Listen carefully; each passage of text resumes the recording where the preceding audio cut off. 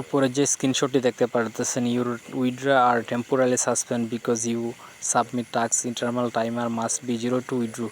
So এখানে বলতেছে যে আপনার যে ইন্টারনাল টাইমারটা আছে সেই টাইমারটা যখন 0 হবে তখন আপনি উইথড্র দিতে পারবেন। সো এই সমস্যাটি যাদের চলে আসছে কীভাবে সলভ করতে হয় সেটি আজকে আপনাদেরকে দেখাবো। ফার্স্টে আমি আমার অ্যাকাউন্টে লগ ইন করবো। অ্যাকাউন্টটাতে লগ ইন করার পর এখানে দেখতে পারবেন ওয়ালেট নামে একটি অপশন, তার মধ্যে ক্লিক করবেন। ক্লিক করার পর নতুন একটা ইন্টারফেস আসবে, রিকোয়েস্ট উইথড্রয়াল, তার মধ্যে ক্লিক করবেন। ক্লিক করার পর আবার নতুন একটা ইন্টারফেস আসবে, এখানে দেখতে পারতেছেন ওয়ালেট রিকোয়েস্ট উইথড্রয়াল। সো তারপর দেখতে পারতেছেন your task internal timer must be 0 to withdraw, অর্থাৎ আপনার ইন্টারভ্যাল টাইমার যেটা আছে সেটা যখন 0 থাকবে তখন উইথড্র করতে পারবেন, টেম্পোরারিভাবে সাসপেন্ড দেখাবে না।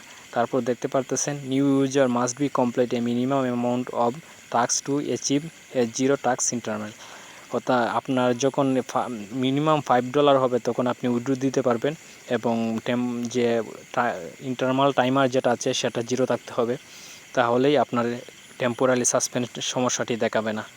সো নতুন ইউজারদের এইটা সমস্যা হয়ে থাকে, সো এটা অটোমেটিকলি সলভ হয়ে যায়, তার জন্য কোনো টেনশন করার মানেই নাই।